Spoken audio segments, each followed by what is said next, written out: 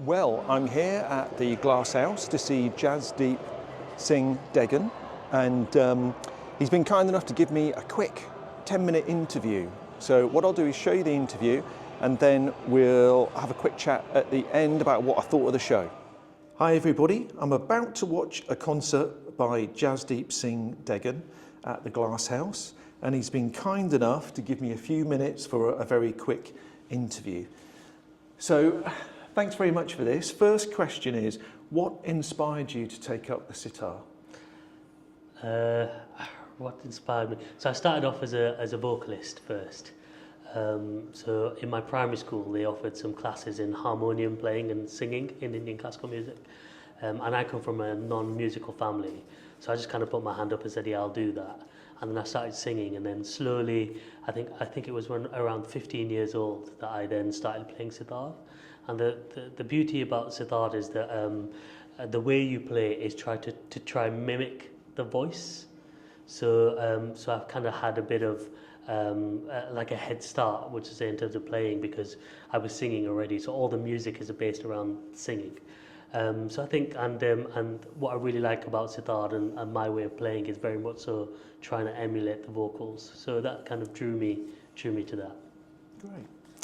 And I've been doing some reading about Indian classical music, and improvisation is a big part of that music.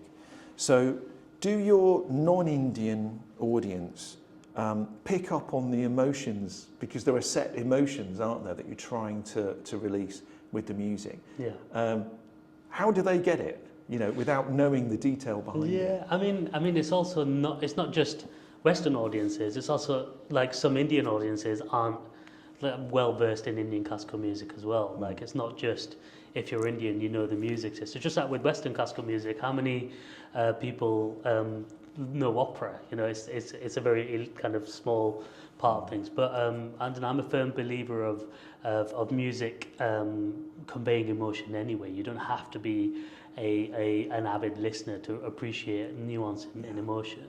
And especially within Indian classical music, because the majority is improvised, you go through so many different emotional you touch on so many different emotions within one concert. So I think my job is to try and connect with the audience on a level musically, and of course emotion plays all a part of that. So whatever I'm feeling in a concert, I hope that gets communicated over in the music.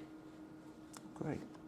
And you've had a big success, reasonably recently, with Monteverdi's opera Orpheus, and I've watched some of it, and I've watched your TED talk as well, which really helped. It really explained it. So do you have any dream collaborations that you'd like for the future? That's a funny one. I've always been naturally very collaborative. Our music system, it being improvisation, I have accompanied musicians who can shape the music as it happens on the spot. So I think Indian classical musicians in nature are very, very, they feed off other musicians in a very intuitive way. So I've always applied that to any musical form that I do enjoy, but I enjoy playing with people rather than regardless of what tradition they come from. So there may be some opera singers that I like playing with, and there's maybe some that I don't. There may be some tabla players that I like playing with, and there's some that I don't. It's usually the human interaction and the connection that I get, and it doesn't matter what style they come from. So that's my starting point. Yeah. But in terms to answer your question, I'm not sure. It's just if I meet someone who that I connect with and can have a kind of dialogue with musically, that's always a good starting point to make music together. Yeah. Now, I've been reading about rag and tal players and the interplay between them, and again the improvisation. So you're kind of going somewhere with a sitar, and I guess the drummer's following you, and then it sweeps back, doesn't it? Yeah. So we're going to be watching the show tonight. Really excited to see it. How would you advise someone who's brand new to this type of music to be able to enjoy it the most? Yeah. So 90% of it is improvised on the spot. Yeah. But it's upon quite strict rules and parameters in terms of musically. So the tabla is playing the rhythm, and I'll be playing the melody. But the melody and all the melodic material is based on what we call rag, which are scales. So once we pick the scale that we're going to play, we can't play any notes outside of that. So if I played the wrong note, that would make my whole concert redundant. So it's my intention is to try to keep within the scale, but then within that try to think of new ways of making music and improvising around that. So the tabla player is there to keeps the time, and it's my job to kind of play around with that and do things. So, but I mean that's on a very technical level. I think emotionally, just kind of keep your eyes and ears open, because there's a lot of interplay, and just enjoy what comes. I think that's the best way of telling a newcomer. And I've listened to your album from 2022 and really enjoyed it. And that got me onto watching some YouTube clips of other sitar players. And if you go back to the kind of famous Indian players, they tend to do very long concerts, hours and hours. When you're doing recordings and you've got the concept of an album in place, you're still, I guess, doing the improvisation in the studio, or do you nail it down before you get to the studio? Yeah. So and how does that work? So they're three very separate parts of my career, I'd say. So one is the straight Indian classical music, which you'll hear today, and that's the very traditional long rag and improvisation within the tradition. So my album Anomaly is a more contemporary take on Indian music. So that's more me collaborating and working with other musicians outside of the tradition and seeing how I can bring music into that. That album was for my parents and my family are non-musical. I was like, how can I get them to listen to Indian classical music without them realizing it? It was that kind of thing. So but I wanted it to be very tasteful towards an Indian classical listener as well. So I wanted my parents to listen to it, but also my teacher to listen to it and enjoy it. So that was my intention. But it's not classical music in the same sense as if I was doing a pure classical recital. So this is much more contemporary.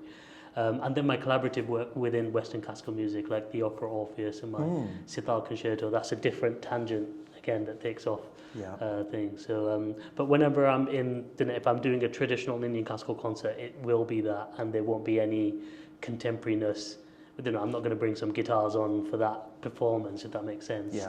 Or piano. So for me, it's very, I have fun here, I have fun there, and have fun there, but within the kind of whatever the tradition demands. So I'm being respectful towards that.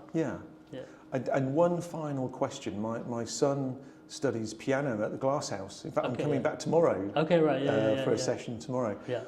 What advice would you give to young musicians? He's 13.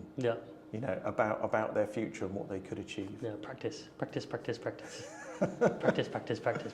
But also keeping eyes and ears open. With Western classical music, it can be quite easy to just get into that narrow focus of learning what's on the page, and then not also kind of listening with the ears of people around you and being able to improvise within that. So I'd probably say to him, don't be afraid to do some improvisation early on, and put yourself into a context that's outside of what you normally do, and you'll be a better musician from that. But practice. Jasdeep, that's fantastic. Thanks very much for your time. No problem. Thanks for having me. Right. Well, show's finished now. I've never seen a sitar player before live. I've watched quite a bit on YouTube, and it's a really interesting experience. The setup was Jasdeep on the sitar, and then we had a percussionist, and there was another musician on stage with a very simple 4-stringed instrument, and it was magical. I thought it was fantastic. There's a lot of improvisation, so if you watch Jasdeep, he's looking to the percussionist and they look back at each other, and you can see there's that communication going on, and it's wonderful to see.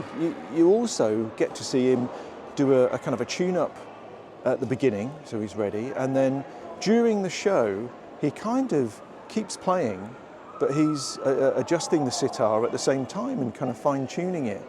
And it's magical seeing someone who's so connected with the music and their instrument that they can just do that and then weave in and out.